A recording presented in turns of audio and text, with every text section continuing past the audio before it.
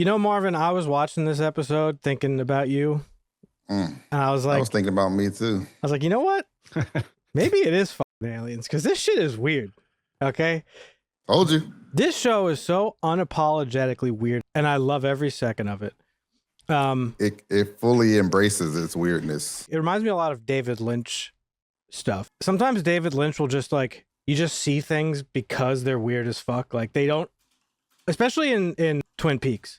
There's a lot of stuff that happens in Twin Peaks that like really never ever gets paid off. It's just like, it's just weird for the sake of it. Like you see a weird thing or a weird thing happens.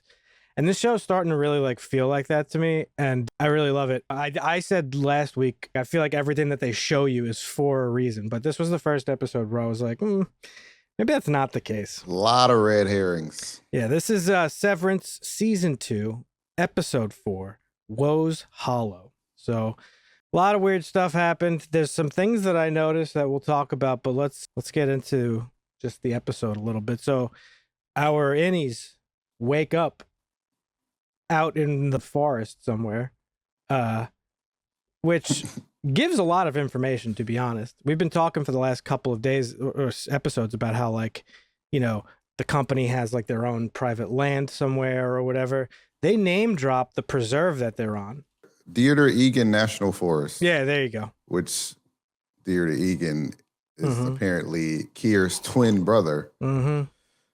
So these guys wake up in the middle of this national park, or I don't know what the fuck. And Irv's out on a frozen lake. Mark's up on a cliff. Slowly but surely they're waking up and they're like, where the fuck are we? And it's just a TV out in the middle of nowhere on like those rolly carts that they would have in high school, like in your class. And that's exactly what it reminded me of. And we get like, Mr. You know you're about to watch some bullshit when that comes out. Yeah. And we get Mr. Milkshake just on there talking about like, hey, you know, your Audis gave their approval. You guys are having like a team building exercise or something. It was ORTBO. Or ORTBO, right? Yeah. Yeah, which stands for, I forgot, actually. It was just like a team building exercise, right? Office retreat, yeah. Team outdoor retreat, team building occurrence. Yeah, occurrence, team building occurrence. Occurrence. like, what does that even mean? So, yes, this is the bulk of the episode. They're kind of like wandering through the forest. It turns out that they are there to follow in the footsteps of the great and wise Kier Eagan and his twin brother.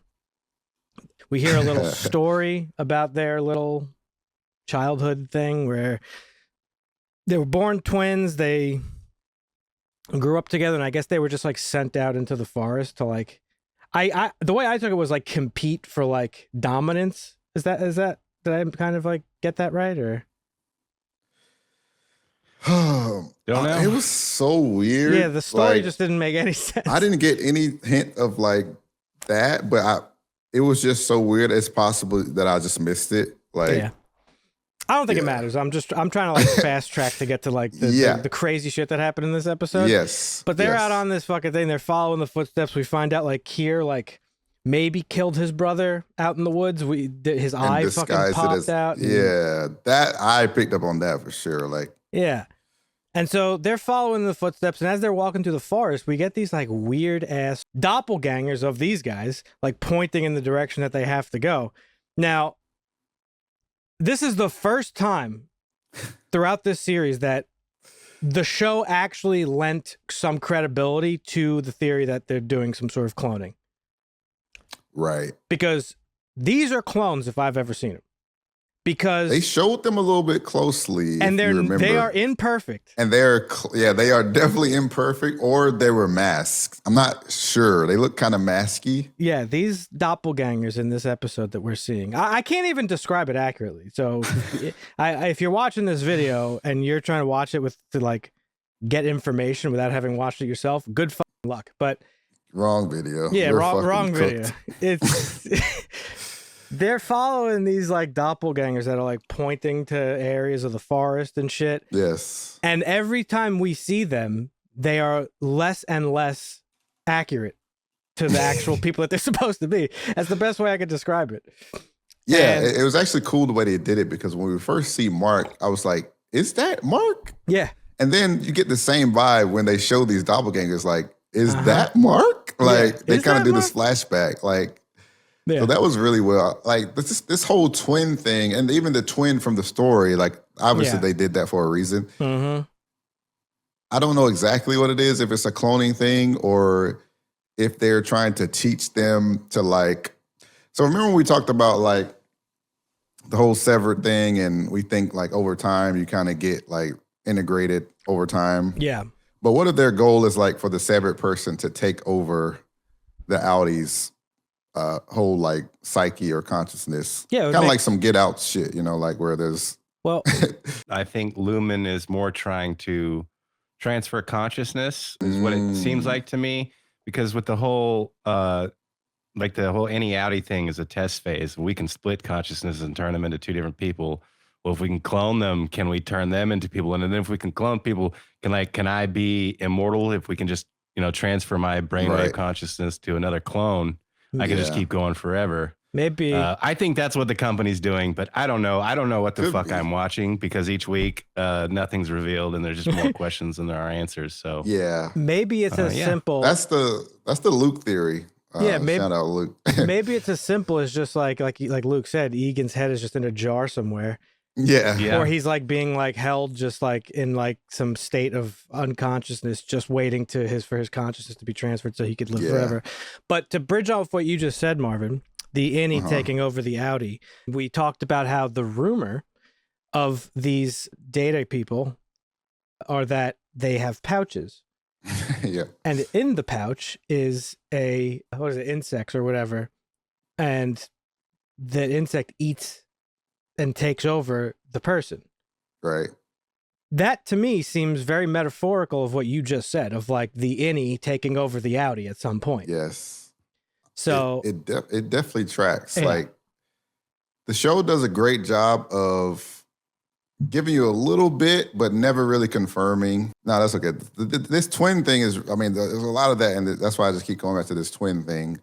Like it's like they're like training them almost to do this. Like even in the story that they were telling with Kier and his twin brother Deirdre, it's like he basically killed him to grow stronger or something. Like we don't really know the specifics there, but it's very weird. I mean, and even the thing with twins, like in the womb, where there's stories of where there's like a They twin compete. that like they can, yeah, exactly. So it's like I don't know what the fuck, man.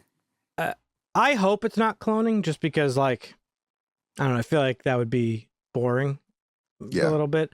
But whatever. There was a really funny moment when Milkshake was on TV and they were kind of like trying to figure out what was going on. And Irv goes, "I wouldn't trust a word out of that mountebank's mouth, not even televisually." So funny, bro. It was very funny. So as they're walking through the woods and we're seeing these weird clones, every time you see them, they are less and less accurate. Like, and then at one point, they're so inaccurate that even Helly like looks back and she's like, "What the fuck?" Which is super interesting. And in my notes, I just want you to know this. I took a note that said, because we're assuming it's Helena, right? Still, Yeah. there's no secret if we get the confirmation. But I'm just saying, Yeah, like, yeah. in the beginning of this episode, I'm still watching it before the confirmation, thinking that it's Helena, right? And Yes. and she looked confused, like she didn't even know what was going on in here. So Yeah. as the CEO of the company or whatever she is in charge or whatever position of power she has, it looked like even she was like, "What the fuck are we doing here?" Yeah. It had that I vibe agree to with it. that. Yeah. But throughout this episode, Helena was definitely showing signs that it like clearly, before the reveal, of course, but that it clearly wasn't her. Yeah. It's like, I mean, she's been doing it, but it was a lot more like close-ups or whatever of her face. And Yeah. it's like, dude, this is clearly not Well, Helly R. oh yeah, they meet up with Mr. Milkshake and they have like a little campfire and he's reading them this story, and the story goes on to basically describe how Kier's twin brother was killed in graphic manner. It was some wild story. And the whole time that Milkshake is reading this, like Helly is like giggling and laughing and she's like, "What is this? This is like the dumbest shit I've ever heard." And again, that was another point where I was like, dude, she's like doesn't know what's going on like with the innies. And she's like seeing this for the first time. They all are looking horrified by the story that they're hearing. Helena is like giggling and laughing, and she makes the joke, and she causes Milkshake to freak the fuck out. Serious Milkshake, business with him. yeah. He was looking fresh, by the way, with that all white. Mhm. Any significance in that? The all white versus the all black? I don't know. Like he's pure, they're tainted or something? I don't Maybe. know. I don't know. He's an outie, not an innie. He I don't doesn't know. have a Yeah, chip. right. They do. Yeah. So it's after this scene where we get the first actual time Irv like finally confronts Helly, and he's like, hey, like, why? He's like, tell us what you saw. Like, what did you see? And she kind of is just like, I don't know what you're talking about. And I then told you. yeah, she's like, I told you. And then she hits him with like this like little dig where she's like, you know, we all know Irv's just upset because he's depressed about Bert. Bert. So Irv gets upset and like walks off into the forest by himself, and it's nighttime and it's in the winter, it's tundra or whatever the fuck. Helly and Mark have sex. And oh, dude. Just real quick. Yeah. That right there shows that Lumen is willing to go all the way with whatever the fuck they got going on. Like, I don't think so. you don't think so about what? Well, I thought initially, again, we were all convinced that this was not Helly. And we were right. But I Yes. thought, last episode, I thought that she was doing whatever she was doing on her own volition. I thought that she was, like, even Lumen didn't know that she was there undercover. Yeah, with her more chin turned enamored. off. Well, I more didn't enamored think. by the thought of a romantic involvement than trying to Yeah. I thought, do something malevolent. yeah, I thought she was in there, like, without anybody knowing. Oh, that's interesting. Like, I thought she was just like, I thought she looked at that monitor in episode 1 or 2 and was like, damn, I want to feel that. And she turned her chip off without anybody knowing. Well, But now, Milkshake had to know, right? Well, I mean, because yeah, well, we didn't find that out. in till- this yeah. episode, we're now Yeah. confirming that. But when they're having sex, that's what I was like, yeah, I was right. Like, she just, nobody, like I didn't, like, Lumen wouldn't let her just, like, fuck an innie, like, and do all this shit. See, that's interesting that we had the different, because like I said, that to me shows that Lumen is willing to go all the way by Yeah. right. she's having sex with them. She's like, Yeah. they want to make sure that they're able to finish Cold Harbor Mhm. like at all costs. Yeah. So, you know, she has a bit of a moment where she kind of starts to tell Mark like what she is, and she didn't like herself on the outside, and he kind of like shuts her down. And this is the moment he starts to like time slip a little bit. The reintegration. Yeah. I was surprised that was the only. Well, it makes me wonder if this was going on at the same time as the reintegration from the last episode, the cliffhanger. Oh yeah, that's right. Because the first episode was any, second episode was outie. Now we're back to a full any episode. So it could have been taking place Yeah. at the same time. Yeah. So I don't really know. Or it's I don't know. I don't know. I don't know anything. I just don't. But I am surprised that the reintegration was only affected for such a small part of the show, since it was like a big revelation of the third episode. Yeah. So it makes me think that maybe, because she says she refined her reintegration process, so maybe the any is like less affected on purpose, Maybe. so that they can continue going down there and like being Maybe. somewhat normal. Or maybe Mark could like kind of like poke his head out every so often just to see what's just going to check on. in. Yeah. The real bulk of this episode is when Irv goes out into the woods on his own, and he falls asleep in the snow. Ooh. And he has this fever dream, this nightmarish dream that is somewhat inspired by the story that they were read by Milkshake about the two boys in the woods. And in the story, the brother ends up dying to like basically what is like a succubus person, just like woman who's shorter than regular people, and like she eats them or some shit. And Irv in his nightmare, he's like, I don't even know what it is. He's just walking through the woods, and like he comes up to the computer terminal, and the computer terminal has all these numbers on it. And this Bert's there, and so is this succubus lady, and we get a little bit of a jump scare moment, and it was really cool. I want to say when Irv fell asleep there, I thought he was just dead. Because with Bert being there, obviously the any Bert passed away. He thought it was like heaven. Well, not even heaven, just heaven? like some type of weird like purgatory, whatever. Yeah. And Bert was like letting him know, like, you know, or whatever. But yeah, that was a very strange scene. So this dream sparks Irv to wake up and like fully question Helly. He grabs her, and we know he's an army veteran or whatever. And he starts basically waterboarding her. He's dipping her head. He's like, "Tell me who you are." That was crazy. And he's dunking her head in, and he's screaming for Mr. Milkshake, and she's screaming for Mr. Milkshake. And it's this really like heated moment that's building and building and building and building. And finally, she calls Milkshake by his name. Seth. She says, "Seth, do it, do it." And then Irving, gangster as fuck, he goes, "Yes, Seth, do it." Yes, Seth. Yeah. Dude. And Seth oh my God. picks up his walkie-talkie and he makes the call. He's like, "Turn off the chip." And it's this moment she goes back to Helly R. And so Irv knew. He figured it out. He's like, he says to her, he's like, "Who would have the power to come down here unsevered?" Figured out in real time. Yeah. And he realizes that she's an Eagan. And that's what she was covering it up. So I feel like when he was from the first season, we saw that Mr. Milkshake didn't like when they fall asleep. And I think that's because it has to like weaken that bond between Innie and Audi, which we saw with the paint and all that. Mm-hmm. So when he fell asleep, he must have gotten sleep deprived because he wants him to sleep. Yeah.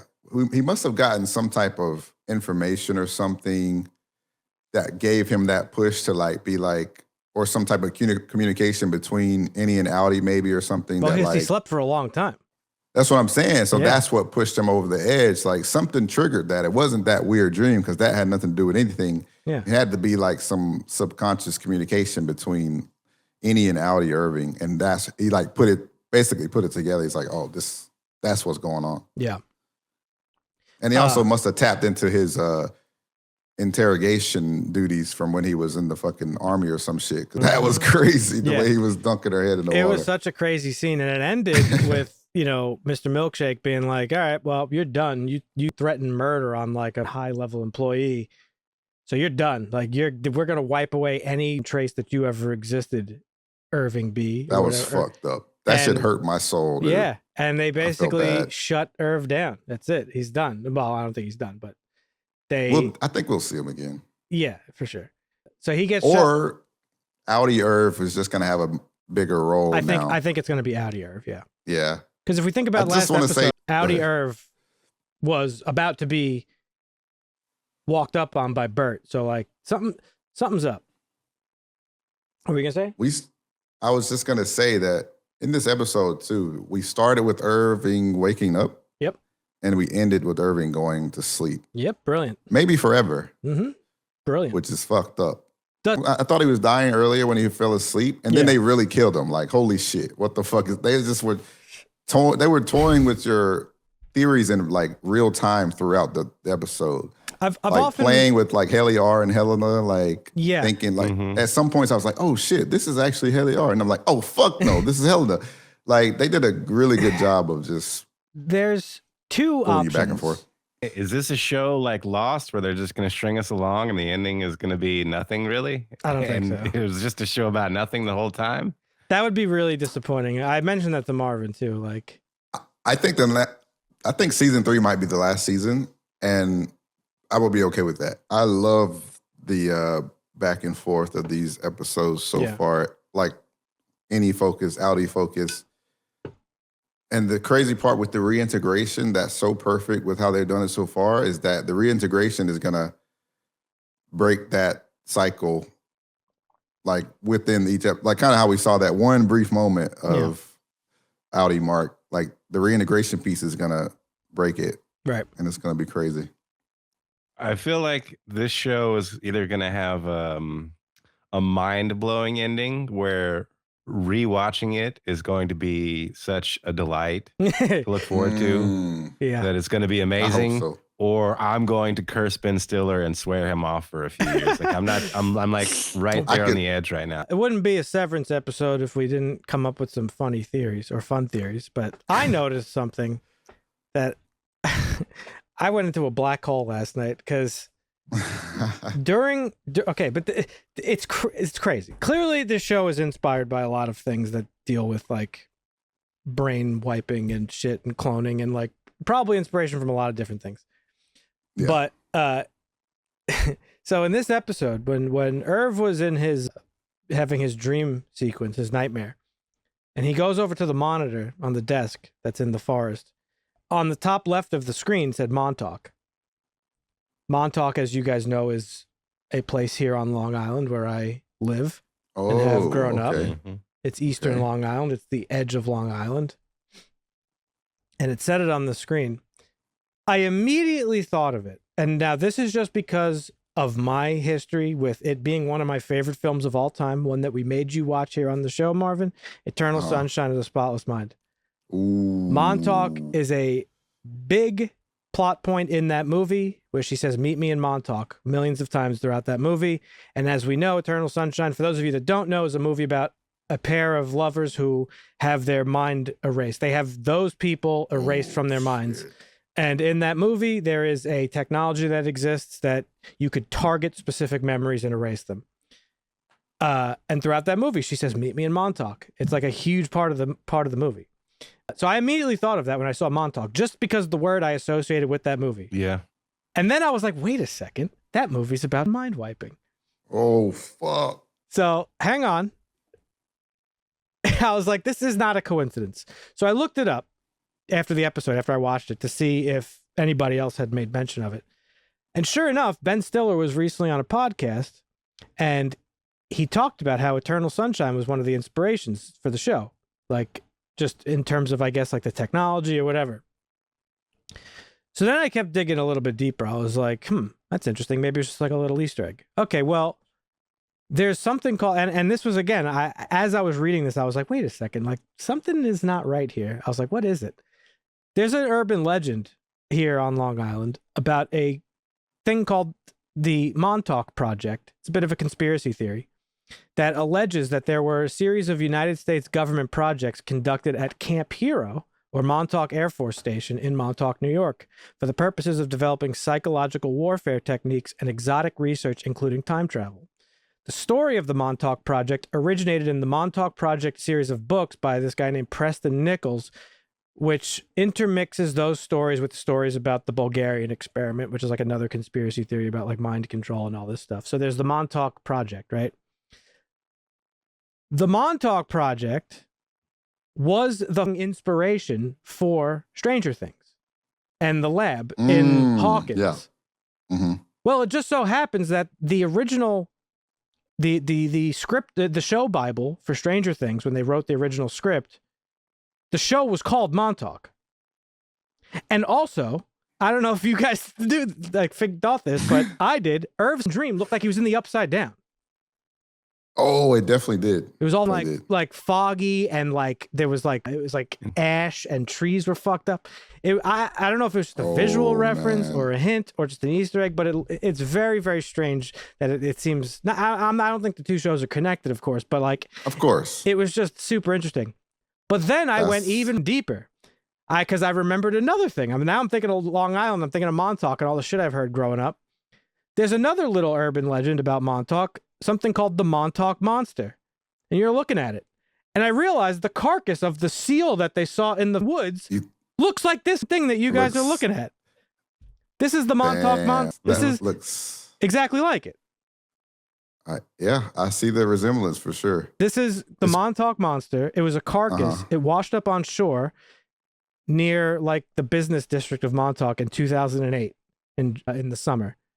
The identity of the creature and the veracity of the stories surrounding it have been the subject of controversy and speculation. I don't think it was ever officially identified. That's a New York rat for sure. Yep. That's them New York rats will be wearing Tim's shit. Yeah, backwards Yankee caps, backwards Yankee fitteds, and white t-shirts. So the experts eventually decided that this was a water-degraded raccoon. Does this look like a raccoon that you've ever seen? No shot. This is X-Files. This must be X-Files. Look at the ears. For sure, it could be. Look at the ears, bro. No, this is that crazy. shit looks barbecue. Yeah. Chop that bitch up and make some barbecue. So,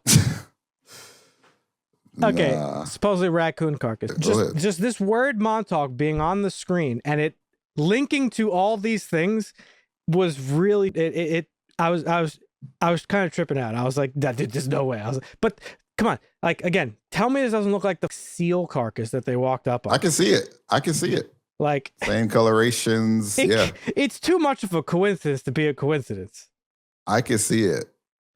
And speaking of not omens, sold. so the whole dead seal thing, like I wanted to look up like the meaning of like a dead seal or like the meaning of a dead seal in dreams, just because of all the like dreamlike.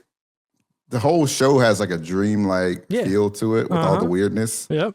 So I looked up the meaning of a dead seal. Yeah, tell me. Hit us. First one,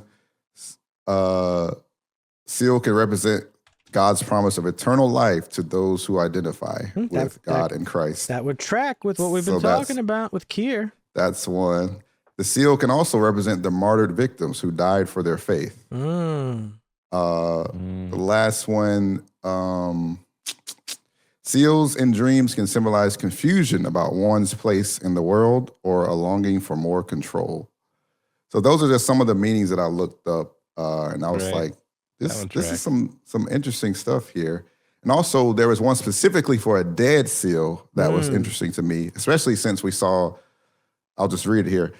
Coming across a dead seal might initially seem ominous, but it's essentially linked with closure and end of an era, which is fitting, seeing that our boy Irv at the end of this episode. That is fitting. That is fitting. So, yeah. Hey. I don't know what kind of crack they're smoking to write this shit, but keep it going. We need more of this. Yeah, like I said, I don't know what I'm watching. It's weird.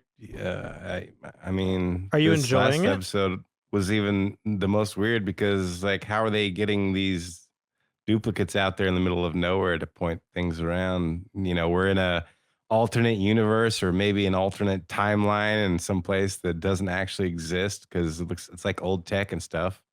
It's got like a vintage like 50s vibe to it. All the cars are vintage. All the technology is vintage. Yeah, I don't know, man. It could literally be anything. I don't know. It's over. They just throw more curveballs at you every episode, like what they do know, what they don't know, what's going on. I don't know where the show's going. I don't know. I just know that there's innies and outies and something's going to happen. The Montauk stuff. I thought Irvin was about to go crazy on Mr. Milchick. I thought he was going to put him in like a headlock or some shit. I was like, bro, you was in the army. Just fucking cook this guy right now. Yeah, but I was screaming at my TV. Like, nah, but he grilled his ass and he looked him in the eye and he was like, whatever. But he gave him a look of like, I ain't done with you yet. Yeah, I got that too. Because he's not just gonna roll over and die. Like he knows something's going on. Like he wouldn't go to those extents to out Helly as Helena and then just throw in the towel. He looked back and he told Mark and Dylan like just keep holding on or keep hanging on. And then he looked back at them again as if to be like, don't worry, like don't worry. Yeah, he knows something's going on. Like he knows. What a great episode. That's all I could say. You were right, Dan. That episode was insane. Like Dusty said, it raised more questions than answers, and I think I agree. I think though that it answers a lot of the important questions. One thing I would say to Marvin, Helena, we don't know that she's necessarily being a good company person and trying to earn her dad's praise or whatever, or whether she's just being a rich, spoiled kid and using the Eagan company as a playground to do whatever the hell she wants, or whether she's going in there malevolent, trying to blow shit up. You say like the company's willing to go the distance when she's sleeping with Mark, but I don't know. I think she's just doing things because she wants to do them. But there could be some levels behind it, or she could be a company man following the orders of her dad. We don't know. So you get the impression because we don't know what Lumen is doing. But I don't know. You get more of the impression she's just being like a spoiled brat, just kind of like playing with company toys. I do a little bit, yeah. Well, it did feel like that when she was like laughing at Mr. Milkshake and stuff. Like she doesn't take whatever's going on there seriously, and that's why it stood out to me. That's like I was like, oh wow, she doesn't even like know really what goes on down here. Because she was like, she's like, that's the story you're telling. Like that's the vibe that she gave off, right? This episode was great. I was just the whole time I was taking notes, and I was like, I'm just fuck that. Like I can't. Like there's nothing. I couldn't. Yeah. I couldn't possibly come up with anything. That's what I was going to say. Like, you would have to probably spend like a week really like dissecting. Yeah. this. I mean, I'm finding this Easter eggs and things to notice, like Montauk or whatever. But like at the end of the day, like I have no idea like what could possibly even be going on in this show. All right. Well, that's going to do it this week for us, folks. We are covering Severance every week. So if you'd like to join us, hit that subscribe button. You'll get notified when new episodes go out. Leave a comment down below. Let us know your best theories, or maybe some other theories that you've heard elsewhere. Share them with us. But we look forward to hearing from you. We'll see you next week. See ya. Basta.